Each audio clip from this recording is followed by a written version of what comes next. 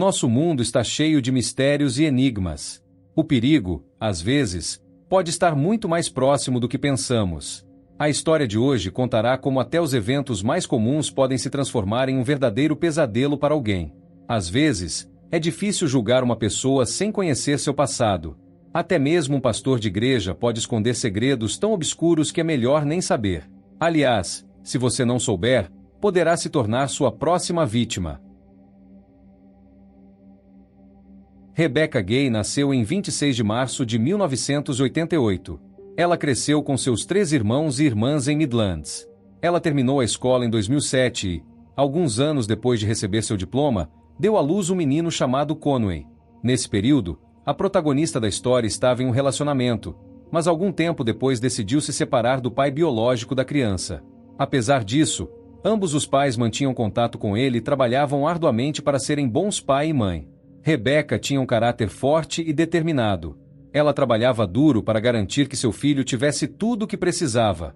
Ela começou uma carreira na área de cosmetologia e depois conseguiu um emprego como vendedora em uma loja de cosméticos. Aos poucos, Beck foi promovida a um cargo de gerência na loja. Paralelamente, a jovem mãe conseguiu alugar uma casa em um trailer no município de Bromfield. A vida ali era movimentada, e ela conheceu um rapaz chamado Aaron, que se tornou seu companheiro de vida. Desde o início, o namorado tratava muito bem seu filho, Conway, e fez uma proposta de casamento após apenas um mês de convivência. O casal planejava se casar. Sua mãe, Sally, nessa época, já estava noiva de um homem chamado John White. Ele desempenhou um papel bastante importante na vida de Rebecca, pois era o pastor da igreja local e morava no mesmo parque de trailers que ela. Os eventos dessa história ocorreram na véspera do Halloween de 2012. No dia 30 de outubro, Rebecca estava passando tempo com seu filho, Conway, que, na época, tinha 3 anos. Para ele, era importante celebrar o feriado com sua mãe. Eles se prepararam cuidadosamente, decoraram a casa e escolheram as fantasias. À noite, ela conversou com sua mãe e depois com o noivo, Aaron, por telefone, contando detalhadamente sobre os planos para o dia seguinte. Na manhã seguinte, a mulher planejava levar o filho para a casa de seu pai, onde Conway deveria ficar até às 16h30. Em seguida, Beck buscaria e os dois sairiam para coletar doces. No entanto, no dia 31 de outubro, a protagonista da história inesperadamente não foi trabalhar e também não atendeu o telefone durante todo o dia. Uma de suas colegas de trabalho era a irmã de Aaron. A gerência pediu que ela ligasse para o irmão para saber onde Rebecca estava.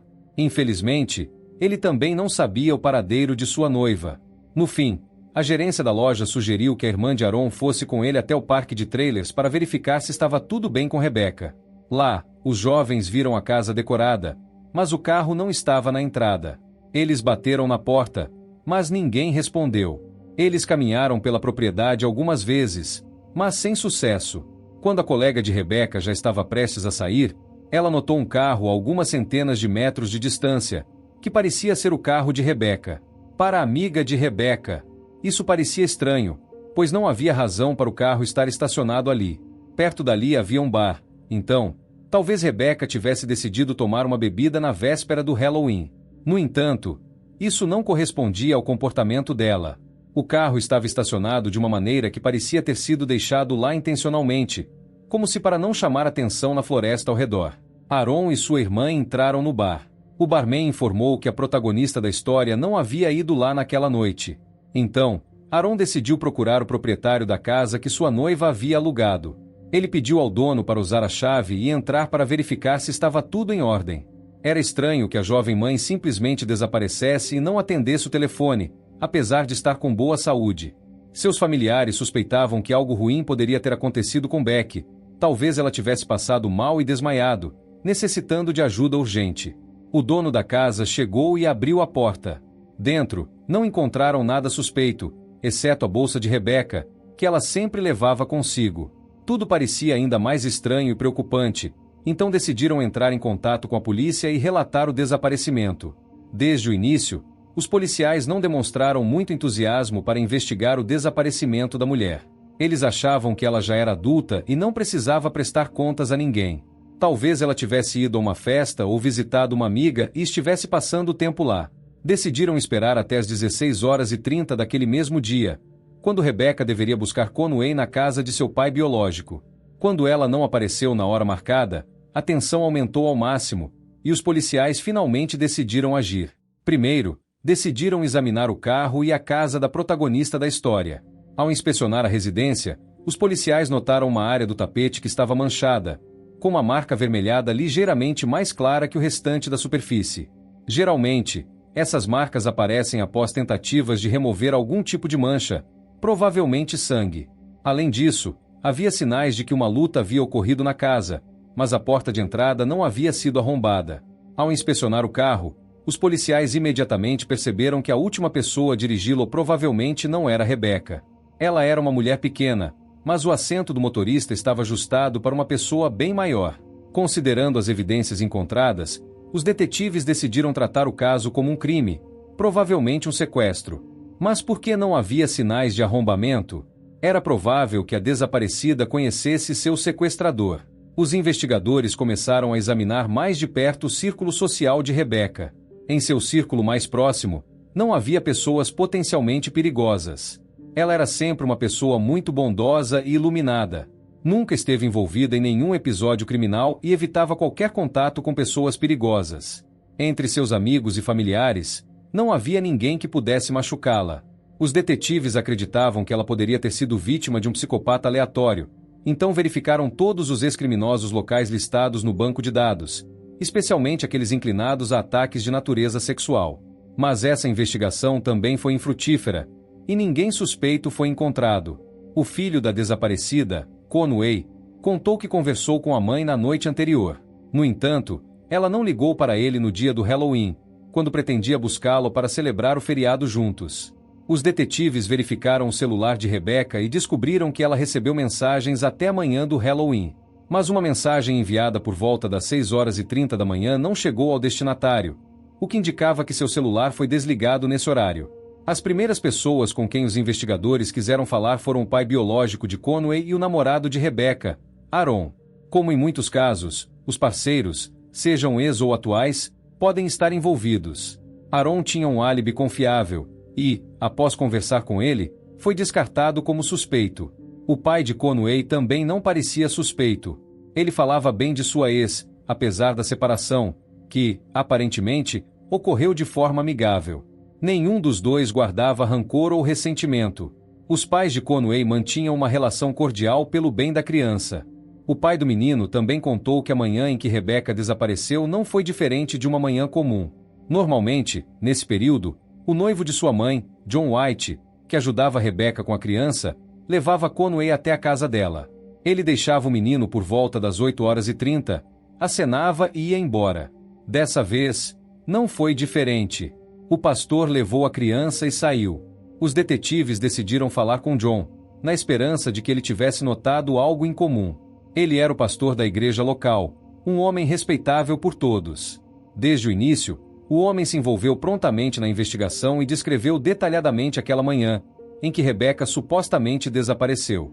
O pastor contou que acordou mais cedo do que o habitual e foi até a casa de Rebecca por volta das 6h30 da manhã. Ele viu que as luzes estavam acesas e a porta estava destrancada. Ele achou que Rebecca estava acordada e o esperava para preparar Conway. No entanto, ela estava no banheiro, se preparando para o trabalho. John disse que ela permitiu que ele deitasse no sofá e tirasse um cochilo enquanto esperava Conway acordar. White fez isso e, por volta das 8h, o menino acordou. John não viu Rebecca, pois, naquele momento, ela já deveria ter saído para o trabalho. Como ela não estava em lugar algum, ele pensou que ela havia saído. Ele pegou a criança e simplesmente a levou para o pai às 8h30, como fazia normalmente nesses dias. Apesar da história coerente, os detetives ficaram imediatamente alarmados com os arranhões recentes no nariz e nas mãos de John, que pareciam ferimentos defensivos. Segundo o pastor, ele estava trabalhando em sua garagem no dia do Halloween, e uma prateleira de madeira caiu sobre ele, causando os arranhões. O respeitável John, de 55 anos, tinha uma reputação impecável, e ninguém poderia imaginar que uma pessoa tão decente fosse capaz de cometer um crime. Os detetives continuaram as buscas, entrevistando outras testemunhas e conhecidos de Rebecca. No entanto, quanto mais os policiais conversavam com as pessoas mais próximas da desaparecida, mais suspeito John se tornava. Muitos relataram que, apesar do apoio abrangente da ajuda com o filho de Beck, ela repetidamente mencionava que se sentia desconfortável na presença dele, pois ele era muito insistente. Uma das amigas chegou a contar que a jovem mãe estava pensando em se mudar por causa dessa vizinhança. Isso parecia estranho, pois, em geral, ela gostava de viver naquele parque de trailers. Colegas de Rebecca relataram que John podia aparecer a qualquer hora e em qualquer lugar onde ela estivesse, como se a perseguisse. Ele costumava ir ao seu trabalho e passava muito tempo conversando com ela, e parecia evidente que a protagonista da história se sentia realmente desconfortável perto dele. Após esses relatos, as autoridades voltaram a procurar o padrasto da vítima e pediram que ele fizesse um teste no polígrafo. Inesperadamente, o homem começou a duvidar e insistia que não acreditava nesse método devido à sua alta margem de erro. A mãe de Rebecca teve que insistir bastante, mas sem sucesso, e os investigadores não podiam obrigá-la a passar pelo teste. Durante uma conversa com os detetives, John confessou porque não queria participar do polígrafo. Segundo ele, já havia sido erroneamente condenado no passado por envolvimento em um episódio criminal pelo qual foi injustamente acusado. John acreditava que tudo não passava de um mal-entendido, mas temia que o incidente pudesse comprometer a veracidade do teste. Depois disso, os detetives decidiram investigar o passado de John, que, após ser libertado da prisão, decidiu mudar completamente sua vida e se tornar pastor de uma igreja. Essa informação intrigou os investigadores, e eles descobriram que o homem minimizava bastante seus feitos criminais. O que ele chamava de pequeno mal-entendido, na verdade, era uma história bem mais séria. Em 1980, quando tinha 22 anos, John morava em Battle Creek, no estado de Michigan, e havia se casado recentemente. Apesar disso, ele decidiu fazer amizade com uma vizinha de 17 anos chamada Teresa Turtoni. Durante alguns meses, eles apenas conversavam, até que John conseguiu conquistar a confiança da jovem. Um dia, ele a convidou para descer ao porão de sua casa para ajudá-lo a carregar algumas coisas. Sem suspeitar de nada, Teresa aceitou. No entanto, em vez de mostrar o trabalho que precisava ser feito, assim que ela desceu ao porão, John a esfaqueou nas costas. A jovem, em estado de choque, se virou e tentou escapar, mas ele a impediu e começou uma execução brutal. John desferiu 15 facadas em Teresa e também tentou estrangulá-la. Apesar disso, milagrosamente, Teresa sobreviveu ao ataque e conseguiu escapar. Médicos conseguiram salvá-la, e ela denunciou o agressor à polícia. Teresa descreveu detalhes assustadores do ataque.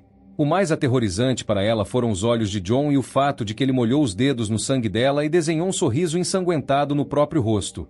O maníaco parou de esfaqueá-la e começou a estrangulá-la, dizendo repetidamente que era a hora dela morrer. Obviamente, isso não parecia uma tolice cometida por uma mente imatura, como o pastor descreveu. Tudo lembrava mais o comportamento de um psicopata. Segundo Teresa, enquanto tentava matá-la, ele confessou que ela não era sua primeira vítima. No final, houve um julgamento, e o agressor foi condenado a 10 anos de prisão, com possibilidade de liberdade condicional após 5 anos. Além disso, ele foi obrigado a passar por um curso de reabilitação e consultas com um psiquiatra. Em 1983, 2 anos após sua condenação, John decidiu recorrer da decisão judicial. Ele alegou que seu advogado não havia agido em seu melhor interesse e recebeu dinheiro por isso. Como por um passe de mágica, o tribunal atendeu ao pedido, e o criminoso perigoso foi libertado após apenas 2 anos de prisão. Ele ainda teria que cumprir 2 anos de liberdade condicional e passar por tratamento psiquiátrico forçado. O pior de tudo é que Teresa nunca foi informada da libertação de seu agressor. Ela o encontrou por acaso na rua. Mais tarde, Teresa descreveu esse encontro como um pesadelo do qual não conseguia acordar. John a cumprimentou, ficou parado e a observou com o mesmo sorriso sinistro que exibiu no porão. Aterrorizada, Teresa se mudou, pois não conseguia se sentir segura na mesma cidade que o maníaco. No entanto, a história criminal de John White não terminou aí. 10 anos depois, ele ainda morava na mesma área, estava casado, tinha 2 filhos e sua esposa estava grávida do terceiro. No entanto, nada disso ajudou o criminoso a controlar suas tendências. Em julho de 1994, uma jovem de 20 anos chamada Vicky Sui desapareceu em circunstâncias estranhas. Ela morava perto de White. Durante a investigação, conseguiram rastrear Vicky através de gravações de câmeras de vigilância até o momento em que ela entrou em uma picape preta, dirigida por um homem branco com barba.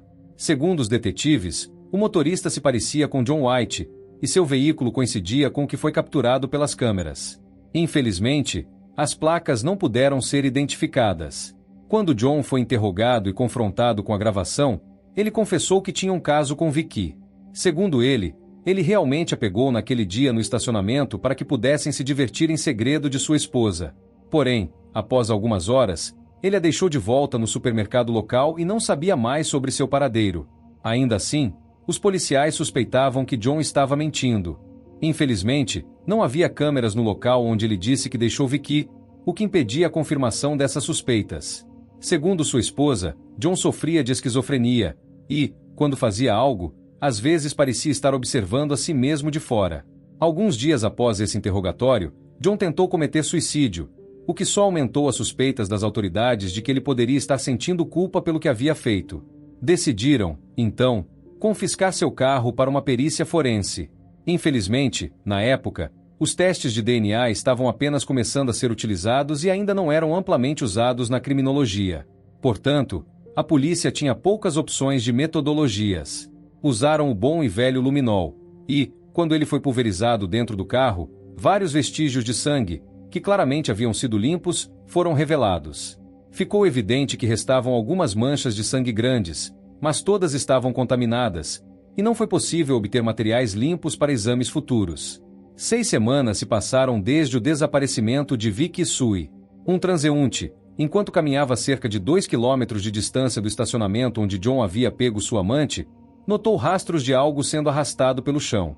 Decidiu segui-los e encontrou roupas femininas, além do corpo em decomposição de Vicky na grama alta. O estado dos restos mortais era tão deteriorado que os legistas não conseguiram obter muitas informações. A vítima estava nua, e um sutiã estava enrolado em seu pescoço. Segundo o legista, a causa da morte foi asfixia com objeto externo. Através de exame dentário, foi confirmado que o corpo era de Vicky Sui. Após essa descoberta, foi decidido prender John pelo assassinato. Naquela época, ele foi encontrado em um hospital psiquiátrico em Kalamazoo. Isso levantou suspeitas entre os investigadores, que descobriram que, durante o primeiro processo judicial, após o ataque a Teresa, White havia tentado culpar sua ação pela insanidade. Agora, ele parecia estar preparando uma defesa semelhante, de forma mais cuidadosa, ao se internar em um hospital psiquiátrico.